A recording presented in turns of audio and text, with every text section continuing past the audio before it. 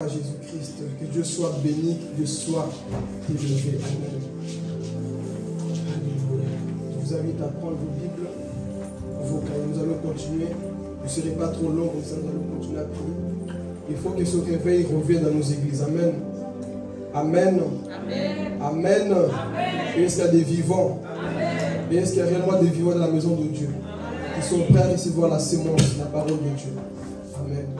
Gloire à Jésus. Vous savez, Dieu veut ramener quelque chose de nouveau dans sa maison. Dieu veut ramener ce réveil dans nos cœurs. Quand je vois nos cœurs, quand je vois notre façon de faire, je me rends compte que l'Église a réellement besoin du Saint-Esprit, a besoin de la puissance de Dieu. Quand nous voyons les situations que nous vivons, je comprends que le peuple a réellement besoin du Saint-Esprit. Mais le problème, ce n'est pas là. Le problème se trouve avec les opposants du réveil. C'est un fardeau que Dieu m'a toujours donné. Voir une église debout pour Dieu. Voir une église réveillée. Ma mission, ce n'est pas seulement de prêcher, rentrer chez moi. C'est de voir une église qui s'élève. Former réellement les disciples. Et quand on voit tout ce qui se passe, on voit qu'il y a encore un travail à faire. Pourquoi? Pas seulement à cause du peuple, mais les opposants. Si vous lisez l'histoire de l'église, d'abord je commence même dans la Bible, on voit qu'à chaque fois que Dieu suscitait les hommes, ce n'était pas des païens qui persécutaient ces hommes. C'était qui? Les religieux. Les personnes qui ont crucifié Jésus, ce n'est pas des Romains, ce n'est pas des païens. Ce sont des personnes qui croyaient, qui ont poussé Jésus à la croix. Et ça n'a pas changé. Chaque fois que l'homme ne comprend pas quelque chose de nouveau, il est prêt à s'opposer. Dis à quelqu'un, quand tu ne comprends pas, ne combat pas. Quand tu ne comprends pas la façon d'agir d'une personne, ne combat pas. Tu risques de combattre Dieu là où Dieu veut ramener un réveil. Il faut lire les histoires de l'église. Vous allez voir que plusieurs personnes, que ce soit des femmes, que ce soit des hommes, ils ont bouleversé le monde parce qu'ils ont accepté quoi? De payer le prix. Mais quand je fais le parallèle, je vois que qui s'est opposé à ces hommes-là, ces femmes-là? Des croyants, des chrétiens, des personnes qui se disent que moi je connais aussi la Bible, mais qui ne connaissent pas tout. Parce que l'apôtre Paul dit quoi? Nous connaissons en partie. Nous ne connaissons pas tout. Donc quand tu vois quelqu'un agir différemment que toi, sois sage. Dis à ton voisin, sois sage. Sois sage parce que ta façon n'est pas la façon de l'autre. Mais le plus important de tout ce qu'on fait, c'est qu'on pousse les regards des hommes vers Jésus. C'est ça l'essentiel. C'est ça que l'apôtre Paul avait dit. Peu importe comment d'autres sont en train de prêcher, le plus important c'est que le nom de Jésus... vous dormez. Le plus important c'est que le nom de Jésus soit... Donc on ne commence pas à dire, mais lui il prêche en versage, c'est son problème. Tu ne sais pas comment Dieu peut l'utiliser. Chacun de nous l'utilise différemment. Quand on voit Paul, Pierre, Jacques, chacun d'eux avait une différence. Mais ils ont tous ramené des âmes vers qui? Vers Jésus. Et Dieu veut faire quelque chose de nouveau. Mais ce qui nous empêche, le regard des autres. Beaucoup sont timides, paralysés. Ils sentent qu'il y a la grâce de Dieu en eux. Ils sentent que Dieu veut faire quelque chose de nouveau. Mais ce qui t'empêche, c'est le regard de quelqu'un. Je veux parler que le regard de quelqu'un dans cette salle ne puisse pas t'empêcher à sortir le meilleur que Dieu a mis. Que personne ne puisse t'empêcher. Parce que si vous rentrez constamment dans la timidité, dans la peur de que dira-t-on, tu ne rentreras jamais dans ton ministère. Jamais. Parfois, il faut être têtu. Il faut être audacieux. Il faut persévérer. Même si les hommes de Dieu s'opposent, les hommes de Dieu ne sont pas des dieux. Même si tes frères et sœurs ne comprennent pas ce que Dieu fait en toi, je vais dire à quelqu'un, persévère. Si tu n'es pas têtu, mon frère, tu vas perdre la mission et Dieu te demandera des comptes. Et des gens, vous êtes appelés ici à agir avec des miracles, agir sur la puissance de la parole, mais que personne ne puisse étouffer la grâce qui est sur toi. Amen. Que personne ne puisse étouffer cette grâce sur toi. On a connu un homme à Kinshasa, là-bas au Congo, qui a prêché la sanctification comme jamais. Jacques Vernon. Il a prêché, il a été combattu. Mais nous voyons le fruit qu'il a laissé. Un homme qui est en train de prêcher la sanctification comme jamais. Un homme équilibré, je ne dirais pas le nom, vous savez déjà. Il prêche la sanctification. Pourquoi? Parce qu'il a compris aussi quoi? Le réveil. Betson et Daoussa là-bas au Nigeria, qui est mort, il a aussi laissé quoi? Un réveil. On voit des chrétiens qui étaient debout. Mais si ces hommes-là écoutaient ceux qui les persécutaient, croyez-vous que le réveil allait arriver? Notez une chose, chaque réveil amène toujours quoi?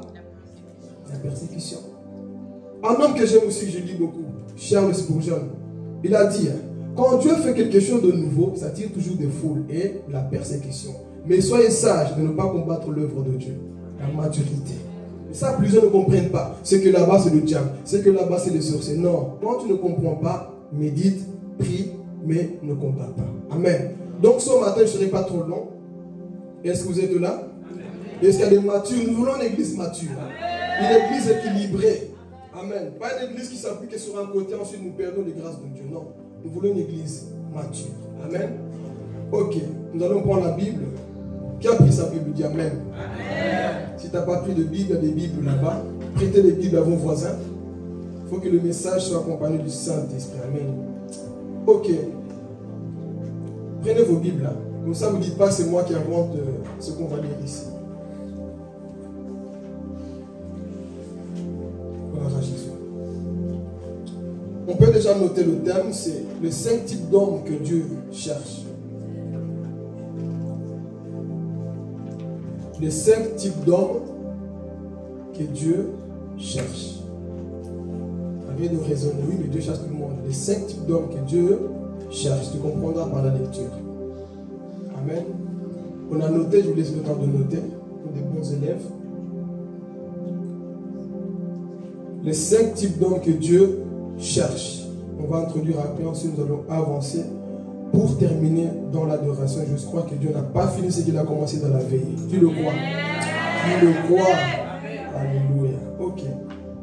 On va prendre notre premier passage. Donc on prend le premier livre de la Bible. Genèse. Chapitre 3. C'est quoi le thème? Combien? Peut-être tu es parmi elles, hein? On verra par le message. Mais mon but dans ce message, c'est de communiquer quelque chose en toi. Mon rôle quand je prêche, c'est de te communiquer quelque chose. Que tu sortes avec un plus. Pas pour que tu sois des points d'interrogation, non. Que tu sors avec un plus. Et mon rôle, c'est ça. Le point capital de mon message, c'est de communiquer cette vision en toi. Amen. Donc, le premier livre de la Bible, Genèse chapitre 3.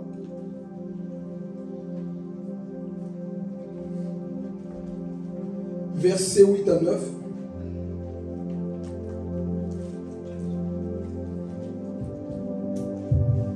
Genèse chapitre 3, versets 8 à 9. Je lis la parole au nom de Jésus. Le soir, un vent léger se met à souffler. Le Seigneur Dieu se promène dans le jardin. L'homme et la femme l'entendent et ils se cachent devant lui parmi les arbres du jardin. Le Seigneur Dieu appelle l'homme. Il lui demande: où es-tu? Amen. Dieu lui dit: où es-tu? On connaît la suite, mais dans l'introduction, on va plus expliquer. Ézéchiel, notre deuxième passage. Ézéchiel chapitre 22, verset 30. Prophète Ézéchiel.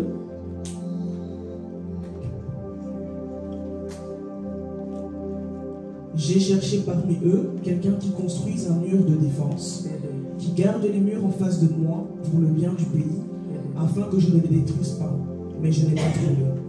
Amen. Troisième passage, Ésaïe 6, verset 8. Alors j'ai entendu le Seigneur demander: qui vais-je envoyer? Qui sera notre porte-parole? J'ai répondu: me voici, envoie-moi. Amen. Ça va jusque-là, on ne va pas trop vite. Amen, amen. Vous notez? Ok. Avant-dernier passage, Jean chapitre 11, verset 33 jusqu'à 34. Jésus voit qu'elle pleure. Les Juifs qui sont venus avec elle pleurent aussi. Alors Jésus est bouleversé et troublé. Il demande: où est-ce que vous l'avez mis? Ils lui répondent: Seigneur, viens et tu verras.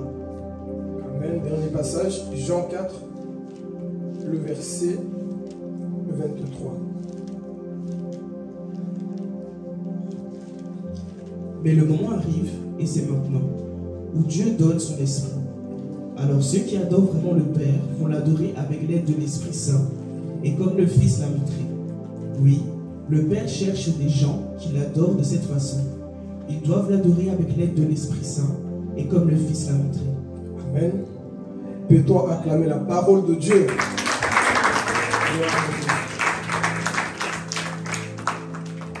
Que Dieu vous bénisse. Soyez attentifs. Donc ici, nous parlons des 5 types d'hommes que Dieu cherche. Pourquoi Dieu cherche des hommes? Si il est Dieu, il est tout puissant, il n'a pas besoin de nous, n'est-ce pas? Lorsque Dieu a créé le monde, est-ce que l'homme était là? Il a tout créé par sa parole. Il n'a pas eu besoin de moi. Il n'a pas eu besoin de toi. Il a tout créé parce qu'il est Dieu. Mais si on voit que Dieu cherche maintenant des hommes, pourquoi Dieu s'intéresse aux hommes? Parce que tu as de la valeur aux yeux de Dieu. Tu as du prix aux yeux de Dieu. Dieu cherche des hommes parce que Dieu compte sur toi.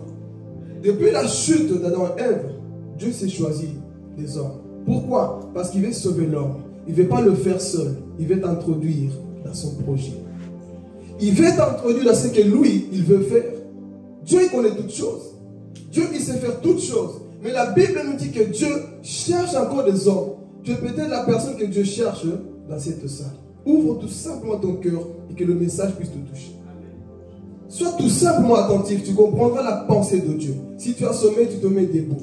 J'aime pas que les gens dorment quand on prêche. Si tu sens le sommeil, mets-toi debout. Sinon, je te balance ici devant. Amen. Donc ici, Dieu dit quoi? Il cherche des hommes. Parce qu'il veut que les hommes puissent quoi? Travailler avec lui. Amen. Donc qu'est-ce qui va se passer? L'homme était parfait dans le jardin d'Éden. L'homme ne péchait pas. L'homme était innocent, la première dispensation, l'innocence. L'homme ne connaissait rien. Mais quelque chose va arriver dans le jardin, que vous connaissez déjà l'histoire. Je ne vais pas tout introduire. Le serpent, qui est le diable, est venu tromper qui? Adam et Ève. Qu'est-ce qui s'est passé? Il est venu les tromper. Et Adam et Ève sont tombés où? Dans le péché. Mais quand ils ont péché, ils ont fait quoi? Ils se sont cachés. Dis-moi juste un petit peu, parce que quand je commence à bombarder, ça va vous faire mal aux oreilles. Ils ont péché et sont partis quoi? Se cacher. Mais après, Dieu a constaté que je ne trouve plus mes enfants. Où sont-ils? La première personne que Dieu cherche dans cette salle, c'est un pécheur. Pour ceux qui crient. Dieu cherche un pécheur dans cette salle. Dieu cherche une personne dans cette salle. Je ne sais pas comment le serpent t'a trompé, mais laisse-moi te dire, Dieu te cherche. Si les hommes t'ont rejeté à cause de ce qui s'est passé, Dieu te cherche encore aujourd'hui. Je vais parler. Dieu est en train de chercher des hommes qui ont péché. Dieu n'est pas en train de te dire que moi je te rejette, moi je ne crois plus en toi. De là où il est en train de dire, je te cherche encore ma fille. Je te cherche encore mon fils. Tu es peut-être dans la culpabilité. À cause d'un péché, mon frère, ma soeur. Mais laisse-moi te dire que Dieu ne se fatigue pas de toi. L'homme peut se fatiguer de toi, mais Dieu ne se fatigue pas de toi. Je ne sais pas quel est le type de péché que tu as commis. Je ne sais pas qu'est-ce que tu as fait. Mais Dieu dit, je cherche encore un pécheur, un messager de paix. Je cherche encore un intime dans cette église. Tu as peut-être avorté, volé, je ne sais pas ce que tu as fait. Mais Dieu te dit, je te cherche encore là où tu es. Tu es en train de culpabiliser. J'ai trop péché. Ce que j'ai fait, c'est grand. Je ne peux plus revenir à Dieu. Mais je suis venu t'encourager, te dire ce matin que Dieu te cherche. Parce que la culpabilité ne va pas t'aider. C'est une arme destructive du diable. Lorsque tu es culpabilisé, tu ne penses qu'à la mort. Tu penses que Dieu ne t'aime plus, que Dieu t'a rejeté. Ah, je vais parler. L'homme rejette, mais Dieu, lui, il cherche ses enfants. Il ne se fatigue pas de t'aimer. Alléluia. Parce que Dieu n'attend pas que tu sois parfait. La Bible déclare que Christ est mort avant même qu'on se convertisse. Il a manifesté son amour avant que tu deviennes chrétien. Il est mort pour toi. Ça, c'est l'amour de Dieu. Il n'a pas attendu que tu commences à parler en langue, que tu commences à prophétiser pour qu'il manifeste son amour. Il t'a aimé avant. Lorsque nous étions des pécheurs, lorsque nous étions encore au bois de nuit, lorsque nous étions au carré, lorsque nous étions dans la drogue, lorsque nous étions dans la masturbation, lorsqu'on était encore des orgueilleux, la Bible dit que Christ est mort déjà pour toi. Il n'a pas attendu que tu deviennes parfait. Il t'a aimé avant. Donc je suis venu te dire ici, mon frère, que Dieu est en train de te chercher. Les yeux de Dieu sont en train de sillonner. Amen. Quand ils ont péché, ils ont fait quoi? Ils se sont cachés derrière quoi? Des arbres. Est-ce que tu n'as pas aussi construit des arbres là où tu te caches à cause de ton péché? Est-ce qu'il n'y a pas un masque que tu as mis? Tu sais qu'au fond de toi, ça ne va pas. Tu sais qu'au fond de toi, quelque chose ne va pas. Mais tu mets des masques. Dieu te dit, ma fille, sois sincère. Je te cherche. Mon fils, sois sincère. Enlève cette hypocrisie. Enlève ce mensonge que tu montres parce que moi, ton Dieu, je te cherche là où tu es. Alléluia. Il est en train de te chercher, mais toi, tu t'es construit quoi? Beaucoup de choses pour te cacher. Des séries, là où tu es en train de te cacher. Alors que tu sais qu'au fond de toi, là, ça ne va pas. Combien de pleurs verses-tu dans ton lit la nuit, là où personne ne voit, Adam? À cause de ce péché, le serpent m'a trompé, j'ai perdu ma royauté, j'ai perdu ma place. Combien de fois ton lit, tu n'arrêtes pas de pleurer? À cause du serpent qui t'a trompé. Tu as perdu la joie de vivre. Tu es en train de maigrir, tu ne manges plus. Plus rien ne va depuis que le serpent t'a trompé. Mais Dieu te dit, ma fille, mon fils, je suis à la recherche d'une personne. Il voit tes larmes. Il voit tout ce qui se passe. Il te connaît. Dis à ton voisin, Dieu te connaît. Il te connaît, mon frère, ma soeur. Ce n'est pas le moment de commencer à culpabiliser. Dieu le sait. Laisse-moi te dire une chose. Avant que tu pêches, Dieu le savait. Raison pour laquelle, quand Adam a péché, Dieu avait déjà prévu que l'agneau meure. L'agneau a déjà été immolé avant qu'Adam et Ève pêchent. Donc là où tu es, Dieu t'attend déjà. Je vais parler. Là où tu es tombé, Dieu t'attend déjà. C'est frère, dis-moi juste mon micro et mon téléphone. Le retour est trop fort. Amen. Donc là où tu es en train de verser des larmes, Dieu le sait. Dieu te connaît. Là où les hommes de Dieu, je vais parler. Là où les hommes de Dieu, les enfants de Dieu te pointent du doigt. Dieu te dit, ma fille, j'attends que tu te répandes parce que moi j'ai encore une mission à Adam. Là où on est en train de dire, tu as trop exagéré. Les hommes, c'est ça qu'ils disent. Cindy, tu as trop exagéré dans ce péché. Toi, non. C'est ça qu'on fait, non? Quand quelqu'un nous blesse, encore. Montre-moi là où Jésus t'a dit sur la croix. Encore. Il t'a aimé jusqu'à la fin. Mais toi, tu n'arrives pas. Ce Dieu n'est pas comme ça, frères et sœurs. Quand il vient dans ta vie, il ne vient pas d'abord pour te détruire. C'est pour ça qu'aujourd'hui, il y a beaucoup de déserteurs dans nos églises.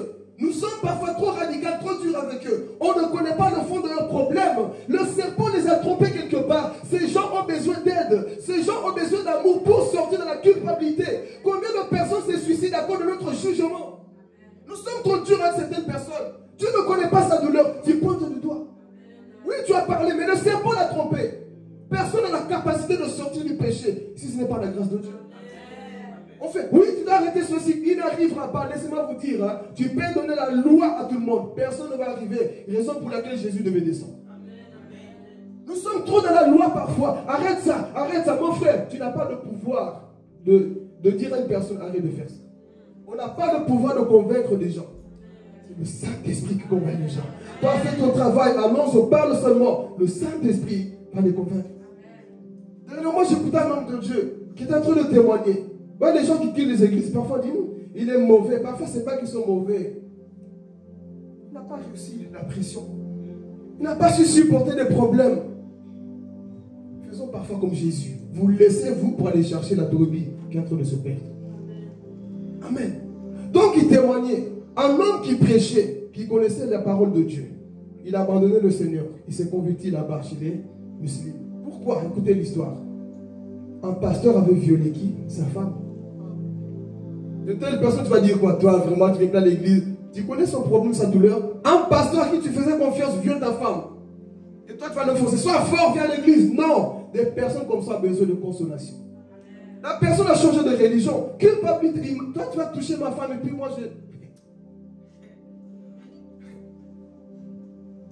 Parfois, on veut forcer. On veut être plus saint que Jésus. Hein. Il y a des choses, parfois, on est humain. Toi, tu violes ma femme, je te regarde comme ça, là. Il y a des douleurs qui font mal. Il y a des choses qui font mal. Amen. Donc, on ne doit pas forcer. Si tu ne connais pas la douleur d'une personne. C'est pour ça que beaucoup partent, beaucoup ne comprennent pas. Ils vont se suicider dans le monde. Pourquoi? Parce qu'au lieu de comprendre leur douleur, on fait quoi? On met encore le doigt là où ça fait mal. Et des personnes partent. Et utilisons la compassion. Parfois, nous sommes trop comme des prédicateurs Jonas. Vous connaissez Jonas, non? Des hommes qui se réjouissent que les autres se perdent. Qui se réjouissent quand Dieu veut détruire. Non. Et eux, la compassion de ceux qui sont tombés. Première personne que Dieu cherche, c'est qui? Un pécheur qui est tombé. Si Dieu cherche le pécheur, qui es-tu toi pour juger le pécheur? Si Dieu cherche des personnes qui sont tombées, qui es-tu toi pour juger? Toi aussi, Dieu t'a cherché quelque part. Si tu es là aujourd'hui, c'est parce que Dieu t'a cherché dans les maquis. Là où tu es en train de montrer ton corps tout nu, Dieu est parti te prendre là et il t'a ramené dans son royaume. Amen. Donc il y a une personne qui est culpabilisée à cause du serpent. J'avais tout. Tu as perdu ta relation, tu n'arrives plus à prier. Je ne dois pas te condamner, je dois te dire, retourne à ton intimité. Pourquoi as-tu perdu ton intimité? Parce que le serpent est venu mettre en toi des sémences qui ont fait que tu puisses te douter aujourd'hui. Des sémences en toi aujourd'hui. Tu es tombé dans un péché et tu n'arrives plus. Il y a des personnes. Tu peux imposer, les mettre tout ce que tu veux. Ce n'est que la grâce de Dieu qui peut les aider à sortir du péché. Tu peux faire tout. C'est pour ça que les hommes de Dieu aujourd'hui ne comprennent plus. J'ai appris avec Dieu à ne plus forcer les gens. Dis à ton voisin, arrêtons de forcer. Le forcing, ce n'est pas de Dieu. Tu vas forcer une personne, tu vas te fatiguer. Qu'est-ce qu'il faut faire? Parle, conseil. Quand la personne fait sa vie, Seigneur, je vais changer ma prédication à cause d'Aurélie qui ne change pas. Il y a beaucoup de gens qui veulent changer. Je vais continuer à prêcher ce que Dieu m'a dit. Parce que les gens qui changent tout ce qu'ils veulent faire à cause du comportement d'une personne, c'est ça, l'esprit qui vient parfois étouffer le réveil. Je ne changerai pas ma prédication. Je serai fidèle parce que je sais qu'il y a des personnes à quoi? À relever. Donc ici, on voit, nous partons. Elle est tombée. Elle est en train de se cacher. Oh, mais si je reviens à Dieu, qu'est-ce que Dieu va dire? Beaucoup ont mal, ont peur de revenir à l'église. Parce qu'ils savent que s'ils disent matin devant la porte, nous rien de mal. Amen. Ils savent que ça fait 2 semaines, 2 mois, 1 mois, je ne vais pas à l'église. Je sais que quand je vais retourner, elle va me regarder comme ça. Mais est-ce que tu as pris la peine d'appeler la personne pour savoir pourquoi tu ne viens plus et la douleur que tu vis? Comprenez les choses de Dieu. Ça, c'est l'équilibre. Vous me connaissez, non? Quand j'appuie, j'appuie. Mais là, c'est pour que l'église soit mature. Parce que parfois, on fait que connaît, on ne comprend pas aussi ce que les gens vivent dans leur cœur. Toi, tu attends qu'Ételle revienne pour commencer à boire. À pointer du doigt. Adam est tombé. Ève est tombée. Ils n'ont pas besoin que tu viennes encore les gogolas. Frère, abaisse-toi à leur niveau pour comprendre comment le serpent vous a trompé. Toi, le problème, c'est quoi? Oui, mais tu as la parole. Comment le serpent a réussi à te tromper? Frère, nous sommes des humains. Parfois, ça nous arrive de trébucher. Ceux qui trébuchent parfois ont besoin qu'on puisse les élever. Mais nous, c'est quoi? On les juge. Tu es ceci. Tu es comme ça, frère. Essayons d'aider nos frères et sœurs. Dieu, par son amour, écoutez l'expression, j'aime ta version. On dit quoi? Enfant quoi? Léger. La douceur de Dieu, il ramène toujours le pécheur à sa place. Avant, Dieu n'est pas venu dans une tempête. Attends, qu'est-ce que tu as fait? Toi, vraiment, qu'est-ce que je t'ai dit? Non. Il est venu à quoi? Dans la douceur. Et il appelle Adam. Adam, où es-tu? Seigneur, j'ai peur de revenir vers toi. J'ai trop péché, Jésus. J'ai honte de ce que j'ai fait. Je t'ai trahi. J'ai blessé ton cœur. Ce que j'ai fait, Seigneur, te voici en train de te cacher. Mais première personne que Dieu cherche ici, c'est un pécheur. Tu es peut-être là, tu as commis un péché, quelque chose. Mais je te dis ce matin, sors de la culpabilité. Sors de la culpabilité. Dieu te cherche encore là où tu es tombé. Relève-toi. Tout simplement, il veut que tu puisses te relever et arrêter cette culpabilité, parce que c'est ça aujourd'hui. Beaucoup ont peur. Seigneur, non, tu vas me rejeter. Non, mon frère. C'est lui qui a le cœur repentant. Dieu le reçoit dans son amour. C'est lui qui se répand sincèrement de tout son cœur. Dieu le reçoit. Quel est le niveau de péché que tu as commis? Il n'y a pas de péché que Dieu ne peut pas pardonner, je le répète encore. Tant que tu as le souffle de vie pour demander pardon, Dieu quoi? Peut te pardonner. Il peut te pardonner. Tant que tu ne commets pas le blasphème. Vous savez c'est quoi le blasphème? C'est de dire à Dieu, moi je ne veux plus de toi, je m'en fous, moi c'est le monde. Dieu t'appelle, dis t'en fous. Et tu n'as plus les pensées de te repentir. C'est ça le blasphème. Mais tant que la personne se répand et qu'il revient à Dieu, Dieu le reçoit. Parce que Dieu n'est pas injuste. Amen. Donc il cherche qui? Un pécheur, premier point. Et le temps avance. Deuxième personne que Dieu cherche. Dieu cherche un intercesseur. On a lu dans Ézéchiel, verset 30, chapitre 2, 22, verset 30. Dieu cherche qui? Des intercesseurs. L'église n'intercède plus aujourd'hui. Nous sommes remplis avec des accusateurs. Quels les accusateurs? Des gens qui aiment accuser au lieu d'intercéder. Soyons des intercesseurs, église. Parce que Dieu veut frapper la nation. Dieu veut frapper autour de toi. Mais Dieu cherche qui? Des intercesseurs. Est-ce que tu es un intercesseur? Il a dit, je cherche parmi eux un homme qui va élever un mur, un homme qui va empêcher que je puisse frapper la nation. Laisse-moi te dire que Dieu te cherche dans ta famille. Tu dois être cette intercesseuse, intercesseur. Là où tu es, mon frère, ma soeur, sois ce type de personne qui a le cœur de Dieu, qui a le fardeau des âmes, qui intercède pour son pays, qui intercède pour son église. Combien de gens ont prié pour moi aujourd'hui? Combien ont intercédé pour moi? C'est-à-dire que la parole, papa, puisse être puissante. Combien ont intercédé? Tu viens parler des pensées. Qu'est-ce que tu vas nous prêcher? Tu n'es pas un intercesseur. Un véritable intercesseur, c'est ça. Tu pries pour l'homme de Dieu. Tu pries pour ton église. Tu pries pour ta famille. Tu pries pour le pays parce que Dieu compte sur toi. Est-ce que tu peux être un type d'intercesseur dans cette église? Nous avons beaucoup d'accusateurs. On voit que les défauts, les péchés des autres. Mais est-ce qu'on peut intercéder? Est-ce que nous pouvons intercéder pour nos ministères? Est-ce qu'on peut intercéder pour nos familles? Beaucoup de choses se passent dans ta famille parce que tu ne pries pas. Beaucoup de choses arrivent autour de toi parce que tu ne pries pas, mon frère. Alléluia. Tu dois être l'intercesseur. Une personne qui veille. Il y a beaucoup de choses qui se passent dans ta famille. C'est parce que tu n'intercèdes pas. Tout arrive. Les sorciers font la fête chez toi. Les maladies bizarres qui arrivent. Tes enfants qui deviennent bizarres. Parce que tu n'intercèdes pas. C'est lui qui intercède à les yeux de Dieu pour voir là où le malheur va arriver. Parce que Dieu cherche un intime, un intercesseur qui va se tenir devant le Seigneur. Est-ce que nous avons encore cet intercesseur dans nos églises? Il n'y a plus.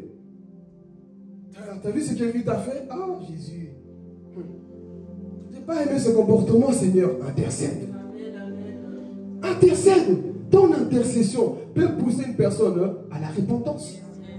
Quand tu pries pour les gens, ça les pousse à changer. Mais nous sommes remplis que de ça, des chrétiens haineux, remplis de haine, remplis de méchanceté, au lieu de pouvoir quoi? Intercéder. Cette vie de liège doit connaître un réveil au travers de toi. Quand on parle du réveil, vous savez, le diable vous a tellement séduit, endormi, que quand on parle du réveil, priez du réveil. Quel réveil? Ça doit commencer en toi. Ça doit commencer avec toi, mon frère, ma soeur. Maman Lisa, il ne faut pas te décourager. Intercède. Dieu a mis ça en toi. Il faut intercéder, car là tu as aussi ça en toi. Il faut quoi? Intercéder. Nous parlons souvent des hommes qui ont impacté. Cet homme qui avait la grande église en Corée, là. Ça c'était quoi son secret? Yonggi-sho? L'intercession. Il avait des fidèles. Il avait formé des fidèles. Pendant que lui prêchait, il appelait ça chaudière. Et ils étaient en train de prier. Pendant que lui prêchait, écoutez ce qu'il faisait. Lui, il faisait que prêcher. Parfois, il n'avait pas fini de prêcher. Il était comme ça sur la chaîne. Il prêche. Les gens commencent à être touchés. Lui-même ne comprenait pas. C'est juste l'introduction. Les gens guéris. Il a compris que ce n'est pas moi. On est une équipe. Une équipe. Toi, quand Dieu est modèle, tu fais quoi? Quand la prédication est donnée, tu fais quoi? Est-ce que dans ton cœur, tu dis, qui se dépêche, qui rate, qui ne disent pas bien? C'est ça qu'on fait, non? Mais on doit être des intercesseurs. Si nous voulons voir les choses bouger, on doit travailler dans l'équipe. On doit être cette équipe. Toi qui disais que moi je prêchais seulement, mais il y avait une équipe qui intercédait parce que vous ne savez pas des combats qu'on a parfois. Donc on intercédait pour lui, mais si toi tu es immature, je n'ai pas besoin qu'on intercède pour moi. Ok, continue. Tu seras toujours dans la sécheresse. Moi j'ai besoin que vous intercédez pour moi. J'ai besoin, je prie pour moi, oui. Paul, le grand Paul lui-même me dit quoi? Priez pour moi. Toi, simple homme comme ça, sans puissant, tu ne dis pas qu'on prie pour toi. Moi, je veux vos prières. Priez même pour moi. Bénissez ma vie. Amen, amen, amen. Priez pour nous. On a besoin de vos prières. Intercédez. Chaque fois qu'on doit prêcher, intercédez pour nous. Amen. Donc, cet homme-là, il avait quoi? Des intercesseurs. Et Dieu, ce homme de la fin, il cherche quoi? Des intercesseurs. Est-ce que c'est le type, la deuxième personne que Dieu cherche ici? Qui veut intercéder réellement? Intercéder, tu ne penses plus à tes problèmes parce qu'aujourd'hui c'est ça. Moi de quoi? Un intercesseur oublie ses problèmes, il voit les problèmes des autres. C'est ça être un intercesseur. Moi aujourd'hui c'est quoi? Moi je suis blessé. Moi, frère, tu n'as pas mal de te plaindre à chaque fois. Moi je suis touché, moi ceci. Moi de quoi? Voir les problèmes des autres. Un intercesseur se tient devant Dieu pour dire papa, vois comment mon église est en train d'aller, vois comment ma famille est en train de faire, Seigneur. Vois les tu intercèdes en faveur de cela, mon frère, ma soeur. C'est ça être un intercesseur. Mais toi c'est toujours, je ne suis pas encore marié, je ne suis pas encore ceci. Frère, Dieu connaît tes besoins. Je vais parler. Dieu connaît tes besoins. Si tu mets les besoins de Dieu devant, il va bénir tes besoins. C'est ça le secret avec Dieu. Mets d'abord les projets de Dieu devant. Mais toi, c'est quoi, Seigneur? J'ai pas ceci. Regarde comment je souffre. Non. Mets d'abord les projets de Dieu devant. C'est ça l'intercession. Je vais toucher, s'il vous plaît. C'est quoi l'intercession? Parfois, on croit que l'intercession, c'est juste de parler. Non. C'est lui qui comprend le secret de l'intercession. Parle d'eux, s'il vous plaît. Quand tu intercèdes, que cette pensée reste en toi.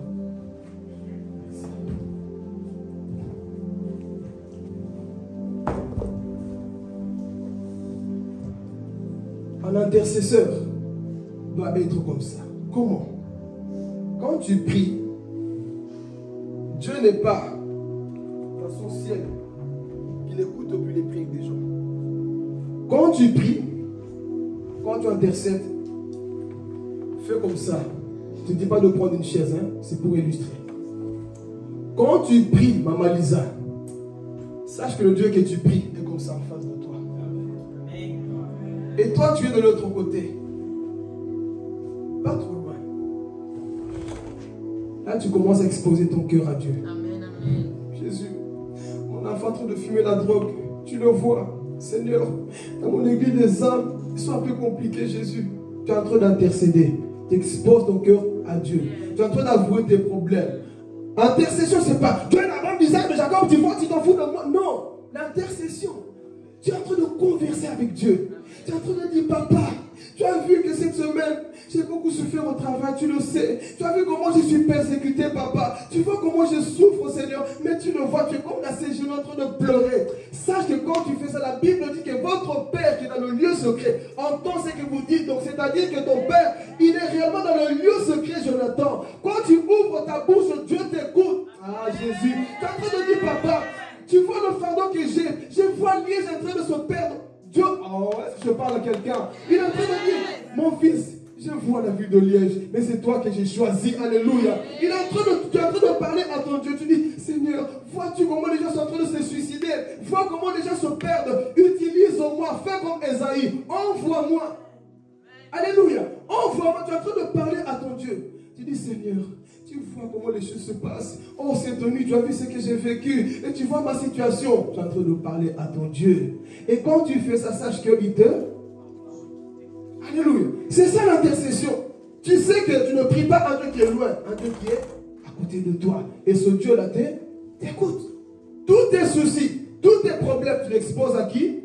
C'est ça l'intercession. Est-ce que nous avons encore ce fardeau? Est-ce que nous avons encore ce fardeau-là d'intercéder? Est-ce que nous avons encore cet esprit d'intercession en nous? Votre amen ne me convainc pas. On a perdu l'intercession. On a perdu l'intercession. Parce que c'est lui qui intercède, Dieu ouvre le ciel. C'est lui qui prie sincèrement, Dieu ouvre le ciel. Donc on va être des Ézéchiel qui prie pour la famille, qui voit tout. Et laissez-moi vous dire une chose, qu'un intercesseur a des yeux spirituels pour voir. Est-ce que toi tu as des yeux?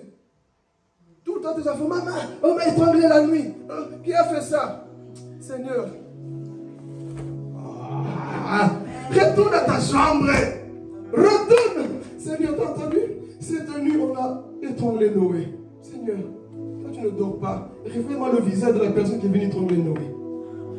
Yes. Je joue avec Dieu, hein? Yes. Malheur dans ma famille. Le succès rentre dans ma famille et moi je ne vois pas. Seigneur, je veux que tu me montres qui est la personne. En intime, Dieu me révèle des choses. Mais toi, tu ne sais rien de ce qui se passe. Tu ne vois pas ce qui se passe. Tes enfants sont en train de mourir gauche à droite. Tu ne comprends pas. Ils sont en train de se perdre, tu ne comprends pas. Il y a peut-être un second Dieu qui est en train de les lier, les faire perdre. Mais toi, tu dis, ça ne va pas se passer comme ça. Oh. Moi, je vais dans la chambre haute. Moi, je vais dans mon intimité. Papa, tu as entendu cette histoire. Tu as vu ce qu'on a dit. Ah, Jésus. Tu as vu les choses qu'on dit dans le monde. On dit que le Covid revient. Seigneur, quelle est ta volonté? À l'intercession, ne panique pas face au Covid. Pourquoi? Parce que tu es révélé. Mais quand tu ne sais pas... Jésus, c'est la fin du monde. Oh, je vais pas. Ah, je sens le son. Non. Un intercesseur d'église a les yeux de Dieu. Le problème, c'est que l'église est devenue paralysée. On a perdu l'esprit du réveil. On accepte tout. Mais des situations qui ne doivent pas s'arriver dans ta vie, ni dans ta vie, parce que toi, tu es là. Ah, ce message-là, c'est pas pour mission. Amen. Il y a des choses qui ne doivent pas arriver dans ton quartier parce que toi, tu es là. J'ai remarqué une chose dans mon quartier. Aurélie est témoin. plus je me lève dans la prière, plus notre maison est persécutée. Oui. Plus je maman chante, maman les intercesseurs, il y a des intercesseurs qui comprennent. Plus je me lève dans la prière, je me réveille caca de chien devant la maison. Je me réveille là-bas, on voit des poubelles partout. Et quand tu sais ça te collait, mais tu sais que la nuit tu les as dérangés. Quand le diable n'arrive pas à te toucher spirituellement, c'est physiquement qu'il vient. Il vient pour que tu puisses agir dans la chair. Mais chaque fois je comprends, tu vois des voisins, je les regarde dans les visages. Je sais qui est qui. Bonjour monsieur, il ne te regarde pas dans les yeux. Il passe fâché parce qu'il sait que tu l'as dérangé la nuit. Intercédons. Il y a des choses que le diable veut faire dans ton quartier. Si toi tu ne pries pas, c'est juste Alléluia, Amen. C'est bien plus que ça. Il faut intercéder. Quand tu déranges au monde, là, sache qu'on va te persécuter. Ne te vante pas de ne pas être attaqué. Hein. Je vais parler. Il y a des pensées de certaines personnes. Moi, ne me touche pas parce que oui, on ne te touche pas. C'est parce que tu es quoi? Tiens. Le diable ne touche pas tout le monde. On ne jette jamais des pierres sur un arbre qui ne porte pas de fruits. On va te jeter des pierres quand tu commences à porter des fruits. Quand on ne te touche pas, c'est normal, ta vie est tiède, tu ne déranges pas. C'est lui qui dérange, on va le secouer. Amen. Donc, intercédons. Il y a des choses que l'ennemi veut faire. Mais s'il y a quelqu'un dans cette salle qui dit, moi, je vais payer le prix. J'ai fait mon téléphone. À partir de 20h, mode avion, parce que j'ai un rendez-vous avec Dieu. Je vais aller intercéder. Toute distraction de côté. Je me concentre parce que je dois intercéder. Laissez-moi vous dire que Dieu va vous révéler des choses.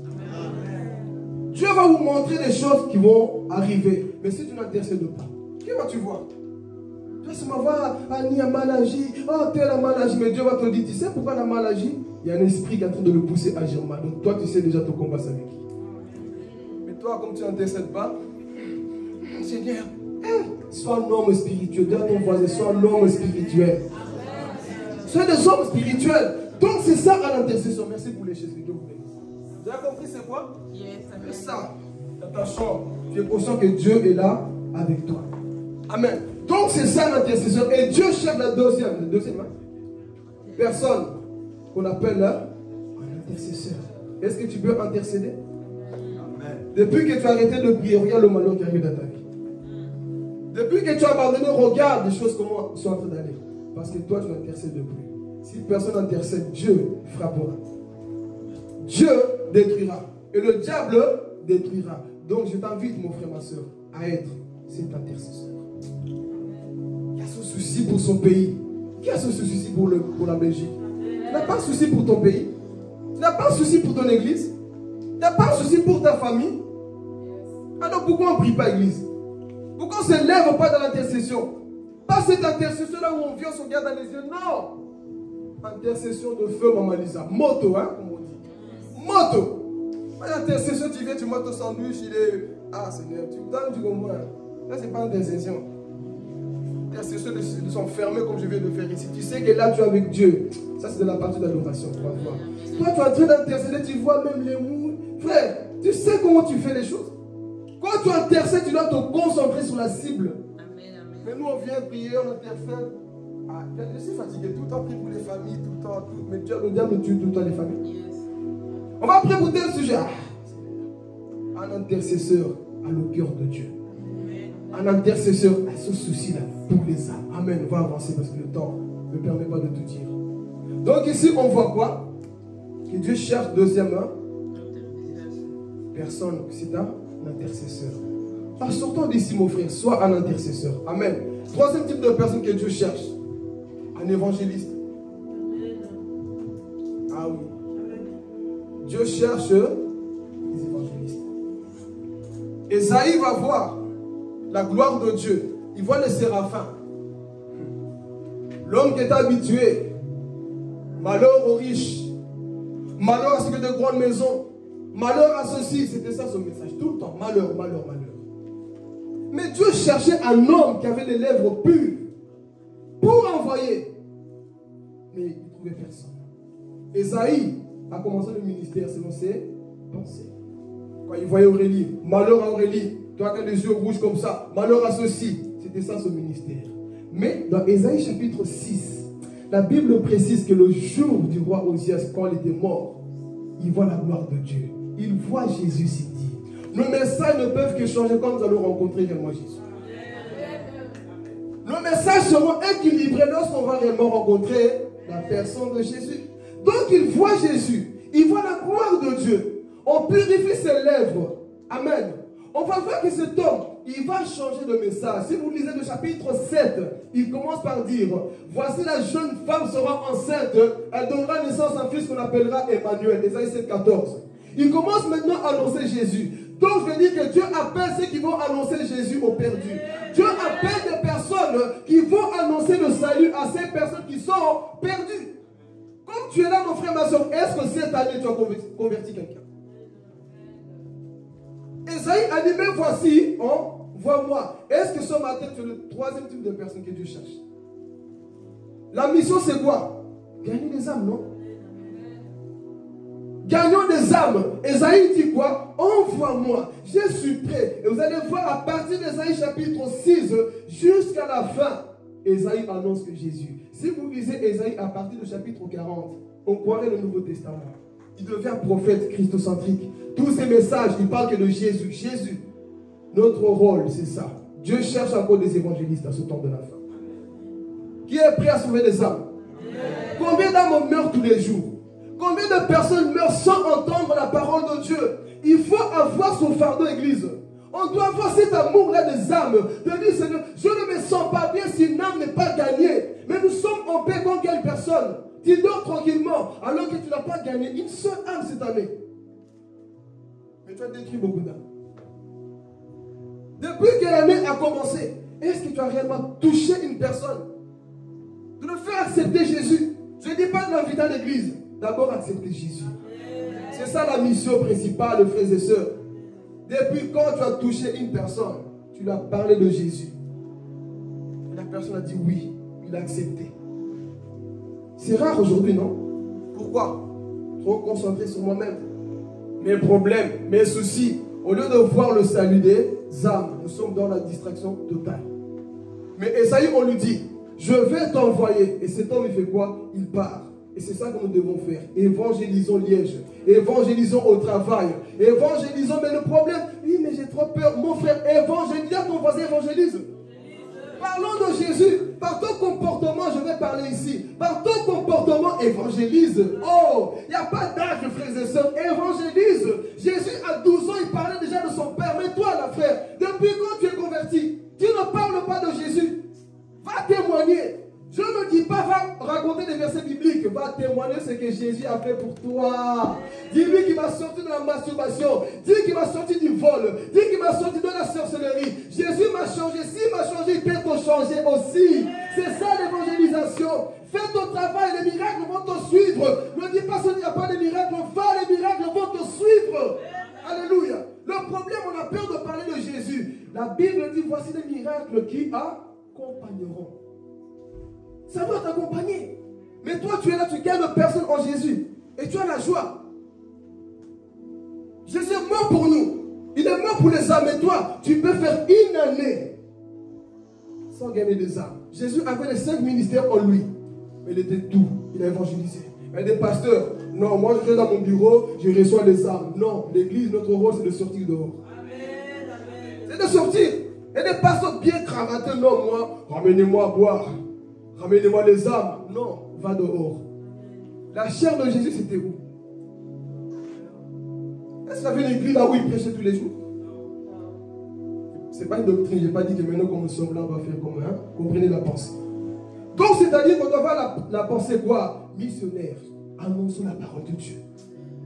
Nous sommes là, on ne bouge plus, on a peur. On ne veut plus parler de Jésus. Alors que la mission, c'est annonçons l'évangile. Alors, pose-toi la question. Comme je suis là, est-ce que j'ai influencé une âme à Jésus? Tu parles de tout, mais tu ne parles pas de Jésus. Tu parles de football, mariage, tout, beauté, travail. Non, frère. Parlons de Jésus dans cette génération qui est en train de se perdre. Parlons, montrons le Sauveur à son monde qui est en train de se perdre. Alléluia. Et regardez encore la précision que Dieu dit. Qui ira? Bon, vous dormez? Qui ira?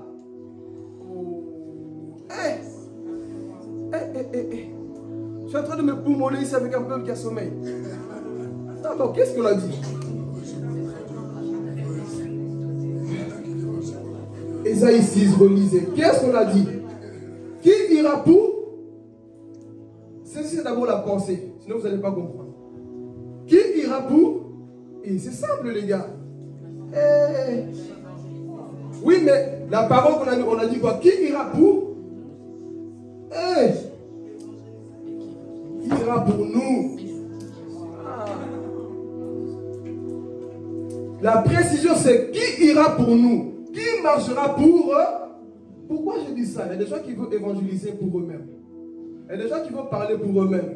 Mais Dieu dit qui ira pour nous. Donc c'est-à-dire que quand tu vas évangéliser, tu ne vas pas commencer à faire des débats de musulmans. Là tu vas pour toi. Quand tu vas évangéliser, tu parles, tu prêches, tu montres Jésus. Il faut que les gens sentent que quand tu prêches, quand tu parles, c'est Jésus qui parle en toi. Il faut que les gens sentent que non, c'est que tu dis là, je sens un feu en toi. Je sens quelque chose, je sens Jésus dans ta prédication. Je sens Jésus dans ton comportement. Qui ira pour nous? Qui ira pour lui-même? Ne va pas pour montrer ta beauté. Moi, je suis la plus belle du quartier. On s'en fout. Ce n'est pas ta beauté qui va sauver, mais c'est la beauté de l'évangile. Ce n'est pas tes mariages, ce n'est pas ton argent, ni ta voiture qui va sauver les perdus. Mais l'onction de Dieu qui est en toi, qui ira pour nous? Qui ira pour Jésus en ce temps de la fin? Alléluia. Nous allons avec notre connaissance. Tu sais, moi j'ai étudié la Bible, donc c'est non, qui ira pour nous? Enlève ta connaissance, laisse Dieu agir en toi. Alléluia. Qui ira pour nous? À cette église, qui veut aller pour Jésus? Amen. Qui veut, dites pas même pour dire amen. Qui veut vraiment aller? Amen. Il y a des gens qui font, je ne veux pas donner des fleurs. Hein. Je sais qu'il y a des gens qui font leur travail. On a dit que cette année, on a une mission, non? Est-ce que nous la faisons? Est-ce que nous accomplissons réellement notre mission? Qui ira pour nous, frères et sœurs? Qui ira pour Dieu pour aller annoncer l'évangile? Dire que Jésus sauve encore. Dire que Jésus délivre encore. Sauver ces perdus qui vont être dans les carrés en train de danser, se fumer, de se droguer là-bas. Dieu attend que tu puisses aller. Qui ira pour Jésus? Pas pour lui-même. Quand tu vas évangéliser, tu ne diras pas, tu vois, moi j'ai l'iPhone 14, moi j'ai les lunettes iPhone, machin, je ne sais pas quoi là. Va pas avec des marques, frère, va avec l'évangile simple. Parce que Jésus, quand il a envoyé ses disciples 2 à 2, il a dit, allez-y seulement, n'emporte rien, annoncez la parole. Alléluia. Annonçons la parole, frères et sœurs. Cette année ici, il est en train de terminer, frère. Annonce l'évangile. Tu as reçu un trésor en toi, une puissance en toi. Et qu'est-ce que tu fais avec la puissance que tu as reçue? On n'a pas reçu cette puissance pour juste crier ici, frère. Non, je vais parler. Le grand Dieu, l'onction qu'on a reçue, la puissance de Dieu, c'est juste pour là-bas ici. C'est pour qu'on là-bas ici. C'est pour aller voir les pères, tu dis, ma soeur, toi je sais que hier tu t'es masturbé là, mais Dieu me dit que tu dois changer. Comment tu as sorti? Non, le don est en moi. Le don du Saint-Esprit est en moi. Comment tu sais? Toi, Dieu me dit que tu dois arrêter ce que tu fais là. Tu es dans ça, dans ça.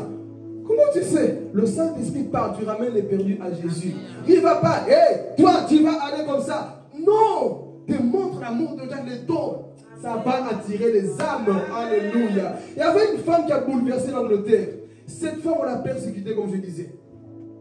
Maria Woodworth, un truc comme ça, là, de ce nom un peu mystique. Mais elle a ramené un réveil. Elle prêchait. Elle parlait, les âmes étaient touchées. Mais la persécution aussi a quoi? A commencé. Quand Dieu va t'envoyer, il y aura toujours des gens qui vont s'élever. Les hommes vont commencer à trafiquer ces messages. Oui, cette femme ne peut pas prêcher, elle est comme ça. Mais quand elle touchait les gens étaient quoi? Sauvés. Il y a toujours des opposants. Dieu ne peut pas t'utiliser. Dieu ne peut pas faire ceci. Cette femme a bouleversé l'Angleterre. Ils ont bouleversé le monde. Et je crois que cela est possible encore. Au travers de toi, Sephora, c'est possible. Ruth, au travers de toi, c'est possible de bouleverser, d'amener encore les âmes vers le Seigneur. Qui ira pour Dieu? Qui ira pour lui annoncer la parole de Dieu, frères et sœurs? Une femme qui avait l'onction. On dit dans l'histoire qu'avant d'arriver dans la salle, les gens tombaient déjà à 1 kilomètre. Il faut payer le prix. 1 kilomètre avant d'arriver dans son service, là, les gens étaient en train de tomber, les démons parlaient avant qu'elle arrive. L'onction de Dieu, c'est quelque chose. Mais pour ça, Dieu cherche encore des personnes qui sont disponibles. Et laissez-moi vous annoncer que ces choses sont possibles. Ce n'est pas des histoires, des faits, des choses qui sont encore possibles. Mais le problème de l'Église, nous avons perdu l'esprit du réveil. Lisez ces histoires. Même on voit, qui a bouleversé Ninive? 50 000 ans? Combien? Combien d'habitants il y avait là-bas? 120 000 habitants. Mais un seul homme a annoncé le message. Tout un pays, toute une ville convertie. Et cela, je crois que c'est possible. Je suis en train de te communiquer ça pour que tu aies l'esprit du réveil. Parce que Dieu a déposé quelque chose en toi de puissant, mais tu es en train de te négliger. Tu es en train de croire que ça c'est pour les autres, alors que les Catherine Kuhlman, ils ont bouleversé le monde. C'est des femmes, des Déborah dans la Bible, des Marie, des Anne, ils ont bouleversé le monde. Pourquoi toi tu ne peux pas le faire? Toi c'est pas seulement cuisine, ongle, maquillage, il n'y a pas que ça. Dis à ta voisine, il n'y a pas que ça. Il n'y a pas que donner ton corps aux hommes, dit amen. Il n'y a pas que donner ta langue aux hommes, la puissance des langues. Il n'y a pas que ça. Oh. Dieu a besoin de ta bouche pour annoncer le salut. Dieu a besoin de tes mains pour que tu en poses au malade. Il n'y a pas que Paul, même toi tu peux le faire. Dieu a besoin de toi, ma soeur, mon frère. Consacre-toi, renonce, donne-toi à Dieu. Il peut utiliser ta vie, mon frère, ma soeur, je parle à quelqu'un. Il peut utiliser ta vie là où tu es. Tout dépend de toi. Qui ira pour nous? Si Dieu peut t'utiliser pour cette génération. Mais le problème, nous avons perdu cela. Comment je peux voir les hommes impactés? Moi, je suis là. Ma prière de tous les jours, c'est ça. Seigneur, si moi, je ne suis pas utile, prends ma vie. Ah oui. Prends-moi que j'aille au ciel. Pourquoi je vais rester ici? Prends-moi. Je veux impacter. Je veux qu'au travers, papa, de moi, de l'église, que quelque chose à cette ville puisse se passer. J'en amène, montre que toi, tu es limité. Que quelque chose se passe dans cette ville au travers de toi. Que quelque chose se passe dans cette ville au travers de toi, au nom de Jésus. Cela est possible à ceux qui vont payer le prix, qui vont se mettre à part, qui vont dire non aux réseaux sociaux, qui vont dire non aux garçons avant le mariage, qui vont dire non aux femmes avant le mariage, qui vont dire non au péché. De dire Seigneur, moi je vais mourir pour toi Jésus parce que je vois la ville qui est en train de mourir. Donc, mais voici, envoie-moi Jésus. Je connais peut-être pas tout, mais je sais qu'avec toi, je vais aller loin. Il cherche encore des hommes pour envoyer. Nous sommes trop limités à ce temps de la fin, église. Que les yeux de Dieu sont en train de parcourir la terre. Qu'est-ce que je veux envoyer? Il peut le faire lui-même, n'est-ce pas? Il a gagné Paul tout seul. Est-ce qui était là? Mais pour les nations, il a besoin de ta bouche. Il a besoin de Pierre, de Jacques. Il a besoin de toi pour que les gens reviennent à lui. Charles Finet, les hommes qui ont parti, je parle un peu de ces hommes-là pour que vous puissiez avoir la notion. Que vous dites seulement pas, oh, c'est juste des hommes de la Bible. Non, Charles Finet. John Wesley, Spurgeon, tous ces gens-là, les gens qui ont amené le réveil dans le monde, c'était des personnes assoiffées de Dieu. Et des personnes qui, quand ils parlaient, frère, ils ne faisaient pas grand-chose. Ils annonçaient seulement Jésus. Mais si c'est triste à dire, hein, je vais vous dire pourquoi. Voir un malade guéri, c'est devenu quelque chose de « Oh Jésus, gloire à toi !» Alors que si vous lisez l'histoire de l'Église, c'était normal, naturel.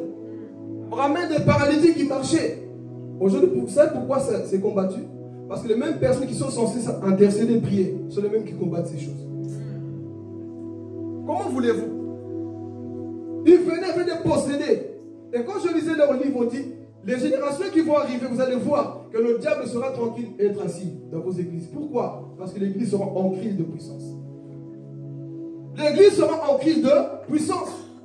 Parce qu'au lieu de comprendre l'esprit du réveil, vous allez faire quoi? Combattre ce que Dieu veut faire au milieu de vous. Ça a toujours été ainsi. Donc, comme il disait dans l'histoire, vous allez voir que même les gens qui sont possédés seront assis. Rien ne va se passer.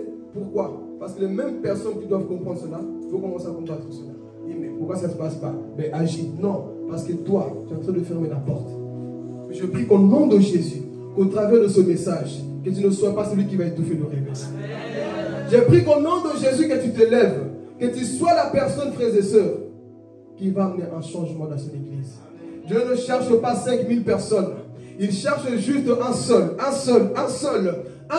homme qui peut changer l'histoire de messager de paix. Là où on disait oui mais là-bas c'est comme ça, non. Au travers de toi, quelque chose de puissant peut sortir. Jonathan, ça peut être toi. D'ailleurs, il y a un homme qui a ramené le réveil. Jonathan Edward, cet homme aussi a ramené un réveil. Lorsqu'il passait, même son ombre touchait les gens. Cela c'est possible encore aujourd'hui. Son ombre touchait les gens comme Paul les pieds. Mais nous, aujourd'hui, nous sommes tellement limités, enfermés dans une religion qu'on est limité sur une seule chose. Moi, je vois beaucoup de choses. Je vois que Dieu peut ramener un réveil au travers de toi. C'est ça la mission de l'Église. Amen. Donc, qui ira? Il y a le temps. Qui ira pour nous? Qui va annoncer l'évangile?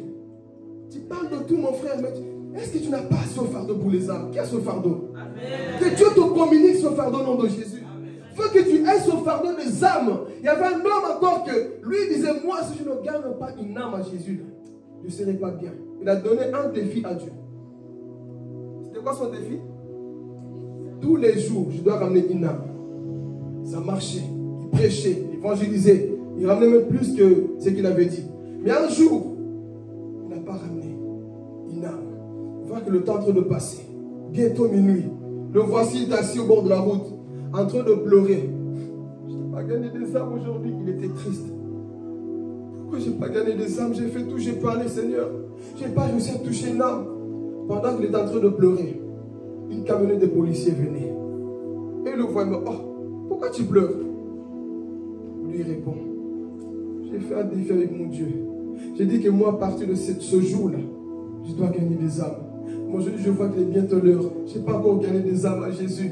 Je vais gagner des perdus à Jésus. Pendant qu'il est en train de pleurer, il est en train d'agoniser. Il pleurait. Il y avait 3 bandits dans la camionnette. Ils ont entendu sa voix. Ils ont commencé à pleurer. Ils ont donné leur vie à Jésus. Avance, persévère jusqu'au bout. Son Dieu est fidèle. Dieu ne sait pas ce qu'il est capable de faire au travers de tes réseaux sociaux. Au travers de ta vie, Dieu peut toucher des âmes. Et il avait touché 3 bandits. Se sont convertis à Jésus. C'est possible. Amen. Donc il faut aller pour Jésus-Christ. Amen. On va avancer. On était où? 3e. 4e type de personne que Dieu cherche. Répétons d'abord en ordre. Première, c'est qui? 2e. Nous sommes au près. 3e. Évangéliste. C'est ça notre mission église. Maintenant, 4e personne. Dieu cherche des Lazare. Lazare. Dieu cherche des personnes qui sont mortes. Ah, Jésus, je t'aime, Jésus. Hey. Même les morts, Dieu les cherche, oui. Lazare était mort depuis combien de temps? Combien? 4 jours, j'ai entendu 3 là-bas. Hein? 4 jours, il sentait déjà mauvais. Jésus arrive à Béthanie. Il commence à interroger tout le monde. Mais qu'est-ce qui se passe ici là? Lazare est mort. Pendant qu'eux disaient ça, lui il a dit quoi? Où l'avez-vous? Il cherchait le mort. Cela veut dire que Dieu, à ce temps de la fin, est aussi en train de chercher des personnes qui sont mortes spirituellement. Des personnes là où ils ont des projets, là où rien ne va. Est-ce que vous le savez? Il y a des personnes qui sont maudites. C'est pour ça que je dis, quand toi tu viens prier, ne te compare à personne parce que toi tu connais ton histoire. Il y a des personnes qu'on a dit, toi tu ne vas jamais te marier dans ta vie. Ah, je vais parler. Il ne faut pas blaguer. Hein? Il y a des personnes dans la famille. Le grand-père est parti au cimetière. Je sais de quoi je parle. Le grand-père est parti au cimetière. Il a dit que cet enfant ne va jamais se marier. Les hommes qui vont s'approcher d'elle, ils vont à chaque fois partir. Une malédiction, une mort, une sécheresse.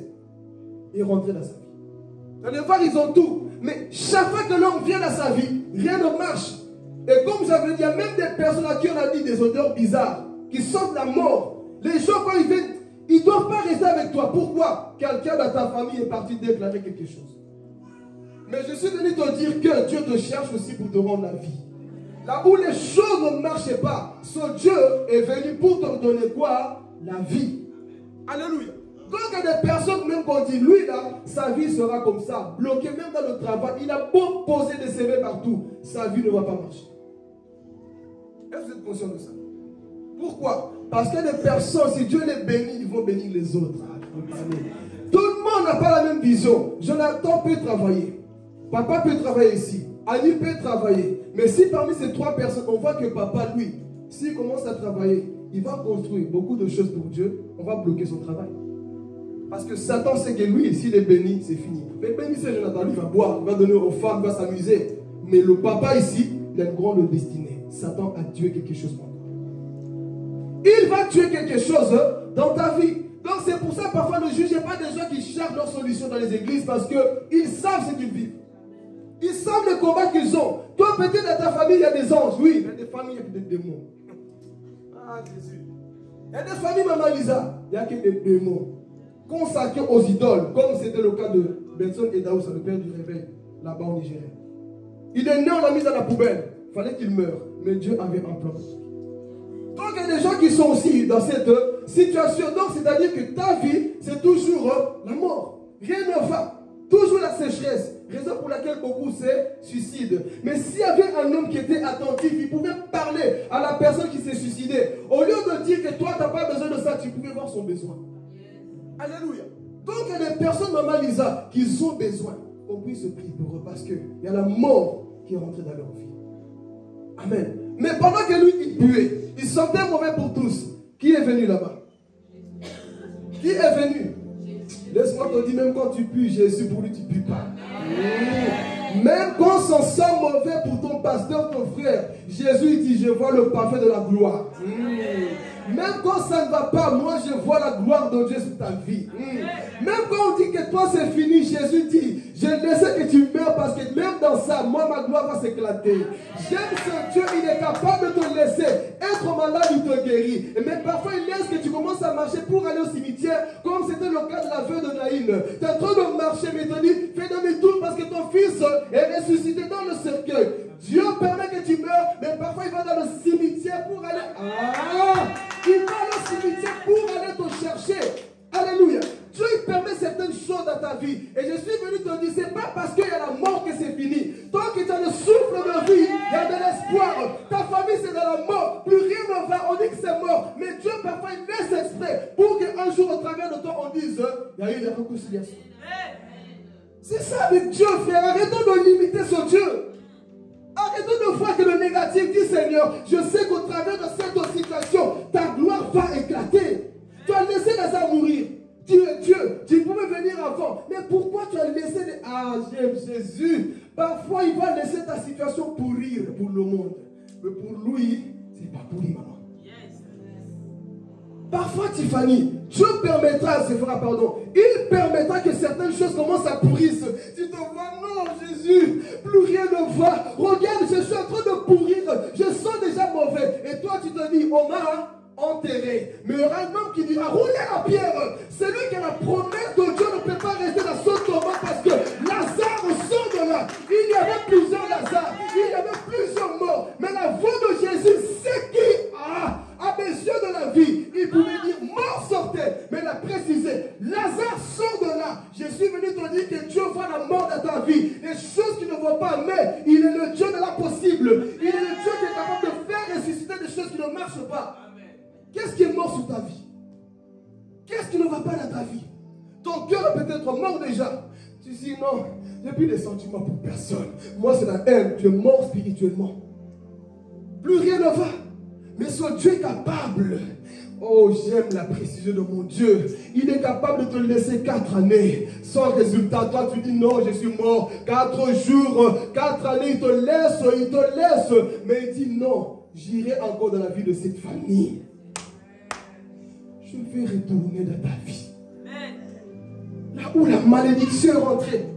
Là où on a dit que tu es mort, c'est fini pour toi. Possible que tu reviennes à la vie.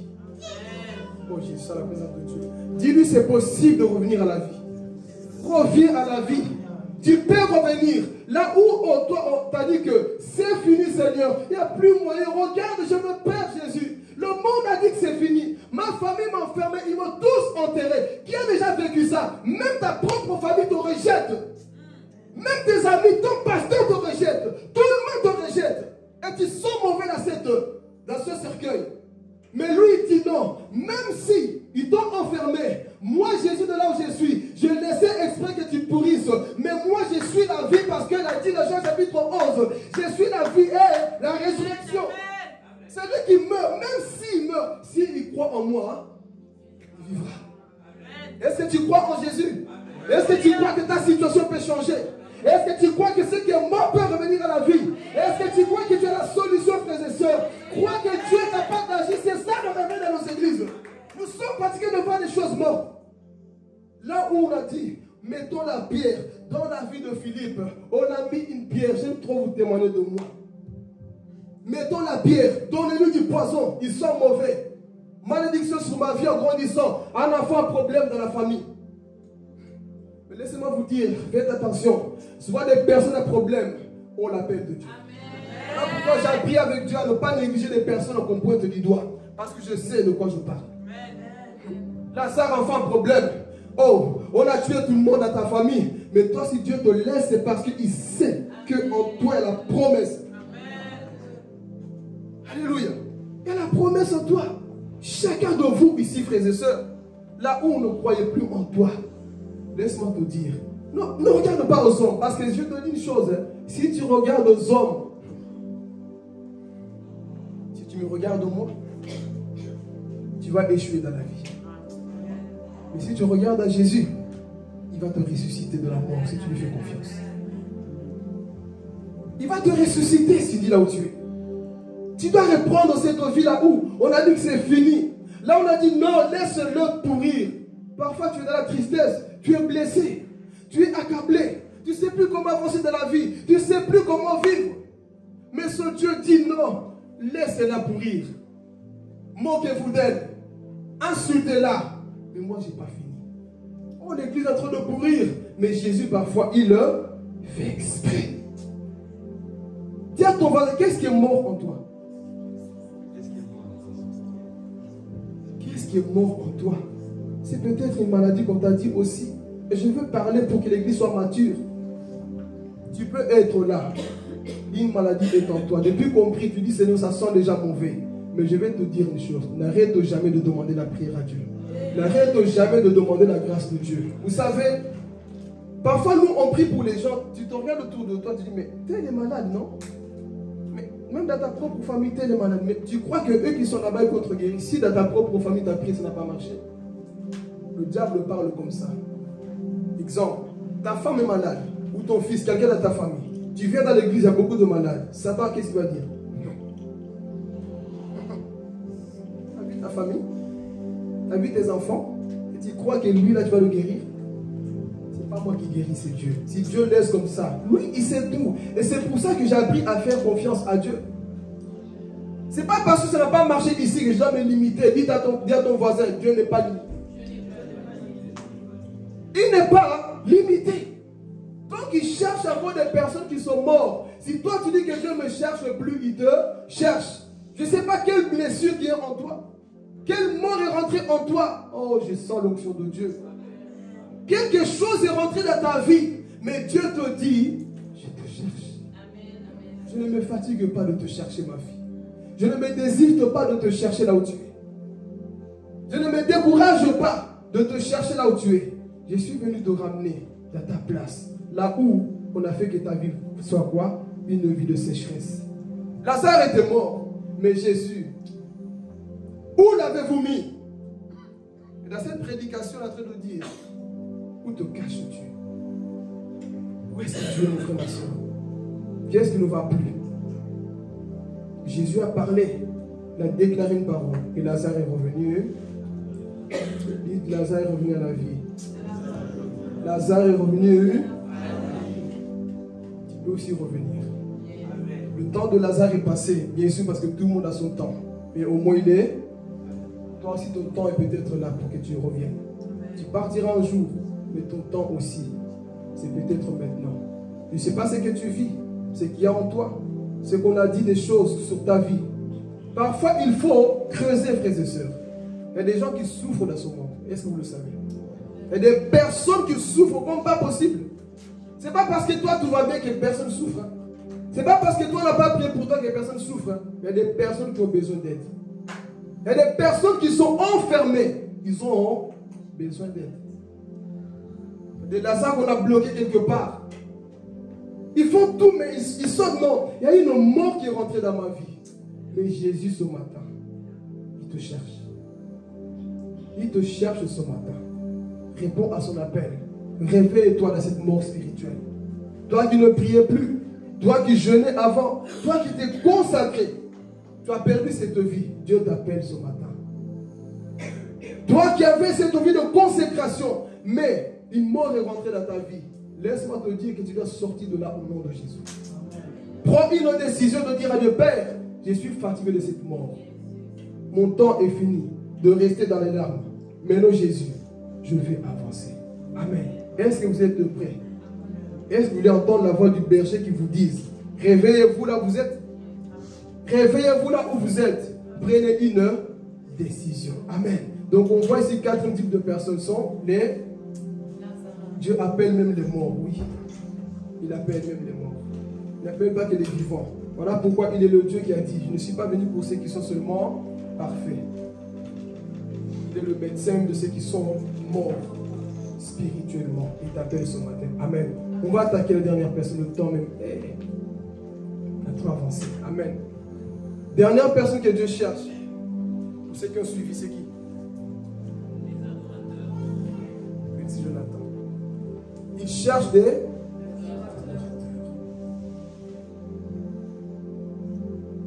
Dieu cherche encore des adorateurs en ce temps de la fin. Des personnes qui adorent Dieu. Vous savez, nos églises, parfois quand je vois, j'ai mal au cœur. On dirait qu'on doit encore enseigner sur l'adoration. Les gens n'adorent plus Dieu. Les gens viennent ronfler à l'église. Les gens viennent commencer à se fatiguer dans l'église. Alors que c'est le lieu là où Dieu nous transforme par l'adoration. Lorsqu'on voit le peuple d'Israël, parfois ils n'avaient pas des armes, mais juste de l'adoration, ramener la victoire dans le camp. Ramener la victoire, pourquoi? Ils connaissaient le secret de l'adoration. Les gens viennent dans l'église, on dit adorons. Ils ne prient plus, les gens ne prient plus. Les gens n'adorent plus dans nos églises. Prions, on devient tous des protocoles pendant l'adoration. Tous des protocoles, soit sur le téléphone, ou soit en train de regarder comment l'autre prie, ou soit en train de regarder, je ne sais pas. Tu regardes quoi? Dis à ton frère, tu regardes quoi? Oh, ça m'énerve parfois. Tu es fâché? Oui, je suis fâché. C'est pas normal. Toi, tu pries, tu regardes quoi? Tu es devenu sorcier. La présence de Dieu te dérange. Prie où tu es là. Prie mon frère, prie. Si tu veux le réveil, tu dois prier. Les yeux ouverts tout le temps, mis sous l'âme. Ferme tes yeux, prie. Oh, ça m'énerve ça. Tu vois le modérateur de ta femme et toi. Étouffeur du réveil, je t'appelle. Si tu es nouveau, je te comprends. Nouveau, à Calais, je te comprends. Mais qu'on commence depuis 1950 dans le Seigneur, tu ne connais pas pour l'adoration, il y a un problème en toi. Ça montre le non-respect qu'on n'a pas pour Dieu. Comment tu peux être là? Tu pries. Tu es en train de regarder Jonathan qui crie. Pourquoi Jonathan il crie? Parce que tu es un sorcier. Non, sérieux, parlons. Dieu cherche des adorateurs. Tu n'es pas la 4e personne trinitaire dans la Trinité. Il y a le Père, le Fils et le Saint-Esprit. Il y a toi. Toi, tu regardes les autres. Non. Il y a le Père, le Fils et le Saint-Esprit. Il n'y a pas une 4e personne qui doit sauver. Bon, Ruth, est-ce qu'elle prie? Ok, elle prie. Prie. Quand on dit adoration, tous ensemble on doit adorer. Que ce soit pasteur, bishop, diacre ou je ne sais pas quoi, tous on doit se prosterner. S'il y avait 4 veilleurs là-bas au ciel qui se prosternent constamment, et toi qui es sur la terre. Tu ne sais pas adorer ton Dieu. Quand ça monte, tu es dérangé. Je vais parler. Quand ça monte, tu es dérangé. Non, le volume est trop fort, non. Prie. Quand tu... Ah, Jésus, sans l'onction. Quand tu es concentré, mon frère, le volume ne te dérange même pas. Il y a des soulards qui dorment dans les boîtes. Qui a déjà été dans les boîtes de nuit? Soyez vrais, je ne vais pas vous balancer. Annie. Canada aussi. Qui a déjà vu des soulards dormir dans les boîtes de nuit? Musique à fond, hein? Ils dorment. Parce que quand ils sont ivres, ils s'en foutent. Et toi, tu es ivre du Saint-Esprit, t'arrives pas. Soyez sérieux avec Dieu, Église. Je me rappelle, il y avait une fête chez moi. Il y avait un monsieur, il avait bu. C'était pas boîte de nuit, c'est mon père à l'époque. La musique à fond, hein? Je regarde, il dort. Le gars dormait. Mais dans nos églises, vous voyez des gens distraits constamment. Dieu cherche, Dieu veut des adorateurs dans sa maison. Des personnes qui, quand ils viennent, disent, je m'en fous de qui va prêcher, qui va modérer. Moi, je vais adorer mon Dieu. Et sache que ton adoration attire la présence de Dieu. Quand tu te mets à adorer, le Père te cherche et dit, j'ai trouvé l'homme selon mon cœur. Ils sont pourquoi messager de paix. Et quand je vois Carla, je sais qu'en elle, j'ai trouvé quoi? Une personne qui me réjouit. Pas des personnes qui viennent commencer à regarder. Est-ce que l'autre prie? Est-ce que Fabien le prie? Est-ce que tel le prie? Tu n'es pas ici pour surveiller. Nous ne sommes pas des surveillants ici, frère. Quand on se met à prier, vous allez voir une chose. Le jour que l'église va comprendre le secret de l'adoration, ce lieu va changer. Ce lieu va changer. Mais nous, on vient tout le temps, constamment. Regardez comment l'autre prie. La musique est trop forte. Non, frère. Trop fort ou pas, toi, prie, mon frère. On va arranger le problème après. Et toi, déconcentré. Et un jour, il y a une femme qui avait vu le ciel. Fernandez Bernadez. Elle voit le ciel. C'est en train de louer, adorer. Le volume était fort, à fond. Les voisins ont appelé la police. Hey, l'église ici, là, ils font trop de bruit. On est venu toquer. Pendant qu'elle partait pour aller diminuer, Jésus lui dit, hey, pourquoi tu veux diminuer? La musique, c'est pour moi. Il dit, quand il y a la fête dans le monde, on ne diminue pas le volume. Pourquoi dans l'église, vous voulez diminuer? Elle a arrêté. Et pendant qu'elle priait, elle était quoi? Saisie. Elle part au ciel. Il y a des choses que Dieu veut faire, mais nous avons des pompiers spirituels qui viennent éteindre le feu ici. Laisse Dieu faire son travail. Toi, concentre-toi. L'adoration, c'est ça. Mon frère, tu dois te concentrer quand tu pries. Je vais dire à l'église, apprenons à nous concentrer. Comment tu peux être à l'église, tu dors pendant la prédication? Je ne comprends pas. Comment tu peux dormir pendant qu'on est en train d'adorer? Toi, tu ronfles vraiment. C'est normal ça? Comment tu peux commencer à dormir pendant que nous sommes en train de lever les mains? Nous sommes en train de crier parlant langue, toi tu arrives à dormir? Non. Il y a un souci. Non, ce n'est pas possible l'église. Revenons à l'adoration. Parce que le Père cherche les adorateurs. Mais malheureusement, nous avons plusieurs personnes. Au lieu de prier, c'est quand tu viens adorer, oublie tes cracas. Quand tu te réveilles, Jésus, je t'adore. Oh, je te loue. Père, tu es mon Dieu. Il cherche ces personnes que quand ils se réveillent dès le matin, ils lisent la Bible. Quand ils se réveillent dès le matin, ils plient les genoux. Ça, c'est des adorateurs que le Père...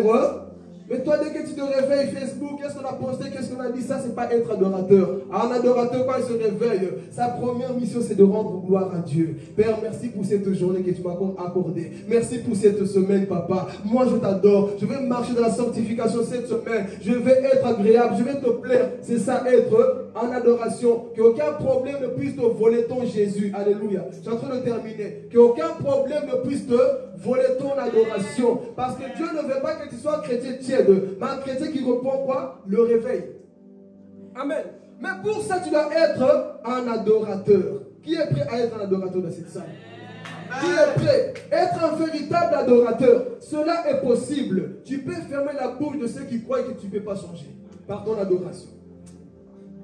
Cindy, quand tu es touché par Dieu, quand l'amour de Dieu entre en toi, tu changes, perces, on ne force pas. Ça, c'est des choses qu'on ne force pas. Moi, je peux te dire des choses, mais quand tu te mets à adorer, quand les larmes commencent à couler, Jésus est... Qui a déjà vécu ça? Dans la présence de Dieu, en train de verser des larmes, tu sens que tu dois vraiment changer. Ton cœur change, mais tu l'adores. Quand tu sors de là, tu es transformé. Désirer la présence de Dieu dans l'adoration. Et à ce temps de la fin, 5e personne que Dieu cherche dans cette salle, c'est un adorateur. Une personne qui n'a pas honte de se mettre ici en train d'adorer son Dieu. Une personne qui marche dans sa parole, qui n'a pas honte, qui ne regarde pas autour de lui quand on dit qu'il faut chanter, louer, danser. C'est une personne qui oublie tout autour de lui. Et c'est ces adorateurs que le Père cherche en ce temps de la fin. Payons le prix, Église. Soyons de ce type de personnes qui vont dire, Seigneur, oui, je réponds. Tu n'as pas de ces 5 types de personnes. Je fais partie de tel. Paye le prix. Cela est possible en toi. Dieu peut le faire, mais tout dépend que de toi. Ce que je dis, c'est pour te pousser à comprendre que Dieu cherche encore des hommes à ce temps de la fin. Payons le prix et nous irons loin avec le Seigneur. Donc, dans sa parole, il dit, qui enverrai-je? Qui ira pour nous? Où es-tu? Et c'est toi qui le cherches ce matin. Paye tout simplement le prix parce que tu es la réponse de Dieu pour ta famille. Tu es la réponse de Dieu pour cette ville. Tu es la réponse de Dieu pour les personnes qui ont des points d'interrogation. Au travers de toi, Dieu peut faire des bonnes choses. Amen. Que Dieu vous bénisse. On va se mettre en donc, ça, on va prier pendant 5 minutes. Je vous ai volé un peu 5 minutes. Ne vous fâchez pas. On va prier 5 minutes. Tu vas tout simplement te remettre entre les mains de Dieu. Et que tu rentres avec cette pensée. De dire à Dieu, papa, c'est vrai, tu m'as parlé, Jésus. Je veux, papa, changer mon Dieu, mon roi. Oui, être cet adorateur. Être cet